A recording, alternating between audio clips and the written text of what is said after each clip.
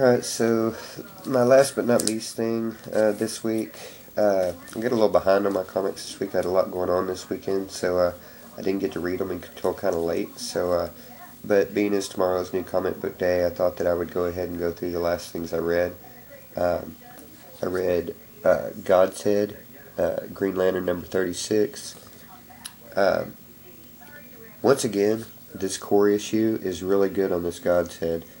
It had a lot of Star Sapphire stuff going on because they're trying to get all the clans together to go and fight against the new gods. So they had a lot of Star Sapphire things going on, but a couple of surprises at the end that were pretty cool. It had some really nice big battle layouts that were pretty awesome. But yeah, this God's Head story, still really enjoying it. Read October Faction number 2. I didn't like this issue as much as I liked the first issue, but you know, it was all in all pretty good. I didn't really feel as though Damian Worm's art in this was the same. It seemed like some of it was different in a way that, you know, all in all it was pretty good though. Steve Niles, a lot of times, you know, it'll take him a second to get to a story, but by the time you get to about issue 4 on his stories, usually, you know, they pick up and they get really good. He just establishes a lot of background. But, you know, it was alright. Read B-Wars, number 7. This issue I really liked. Finally, the humans are starting to fight amongst each other. Previously, it's mainly been the vampires fighting amongst each other, but it seems as though now the whole thing with the humans wanting to declare war no matter what on the vampires has maybe isn't going over so well with everybody.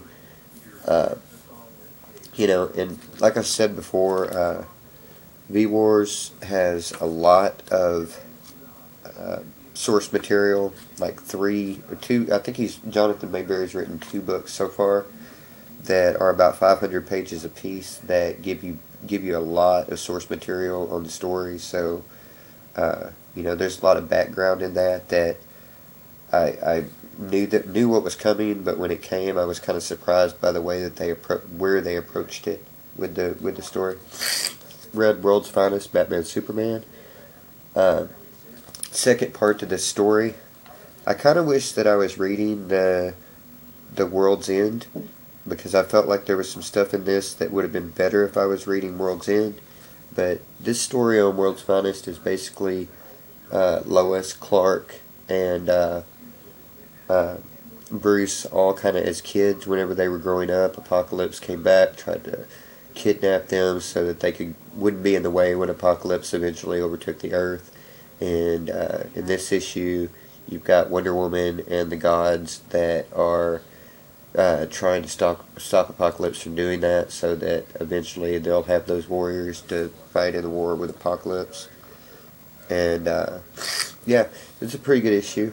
You know, I wish that they would get back to doing Power Girl and Huntress, but you know, what they're doing in this is pretty decent. Coffin Hill number 13 finally ended this Dark Endeavors storyline, which has been going on since the beginning, and they wrapped it up pretty good. For having as many different story arcs as they did, they didn't really leave a whole lot out there that was unanswered. They pretty much wrapped all of it up in a nice little bow, and gave a good point to, you know, move forward. You know, anybody that's not reading Coffin Hill that had been wanting to maybe get a jumping on point, I think that probably next month on issue 14, that'll be a good point that you can jump onto this. I can't really say that you haven't missed a lot, but you know, if they start out with a new arc, then you haven't really missed that much. Read X number 19. It's part 3 out of 4 on this story arc, and you know, our hero X finally escaped. He's pretty pissed off, and it's going to be a bad time to be a bunch of pig guys whenever he gets gets a little more healthy because he's just fixing to go out and slay some folks. And I don't really understand what exactly is going on with the people that they were transplanting his skin onto.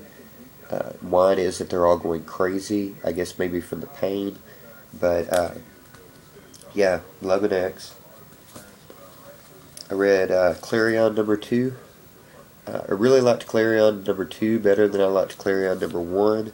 There's a little bit more story. That all that stuff in the first issue was kind of a baseline type of thing, just a little bit of character development, and then this one started showing a little bit more of these like buddy bot things that they've got going on. That the people at the tech nightclub thing are basically feeding people these little buddy bot bugs, and then they get inside your body, they learn everything about you, and they come out and they're your best friend. And I think they're using it as a way to kind of take over the world. But this was pretty good. There was certain things that I thought were odd. Some of Trevor McCarthy's page layouts were odd. They were a little hard to follow, which is one thing that I really like about him, is how he can lay a lot of things out on pages and it be really easy to follow. And there was a couple of times in this that his page layouts were a little difficult to follow. I guess for me, I don't know. I mean, other people it might have been different, but for me, some of the stuff in here was a little difficult to follow. But all in all, I like this a whole lot better than I liked that first issue. I read Hawkeye Deadpool, and I kind of felt like I missed something on this. Like maybe I only read half of the last issue, but I know that I didn't read the last issue.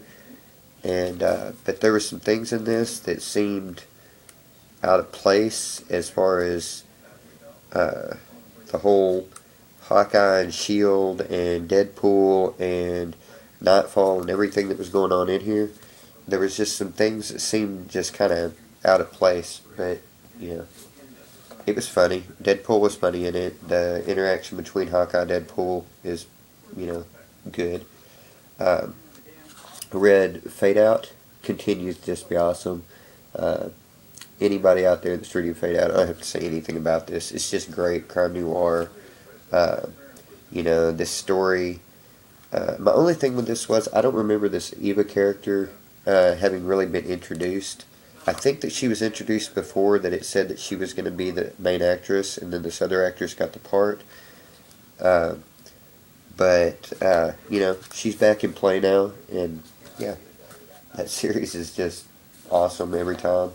I kept it as one of the last books I read so that I would be able to get through the stuff I wasn't sure whether or not I really, really wanted to read, and so that I would have something at the end to be like, I can read Fade Out.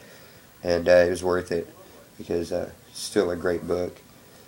Got Justice League United number 6, and I really like this Lego cover. I don't like a lot of these Lego covers, but I really like this one. This story was pretty good. The art in it was still really good. The story, once again, I was a little confused. I felt like there were some things that I missed in there that maybe it's because that annual was in the middle of my 2 issues that I kind of felt lost, because that happens to me sometimes. But most everything that I read at the end was pretty good stuff. I really, really liked this V-Wars issue, and I really, really liked Fade Out, and Clarion was a lot better than that first issue was, so maybe I don't have to feel so bad about staying on that sinking ship now. But that's about all I got to say about that, and I guess I'm going to go read my trade paperbacks now.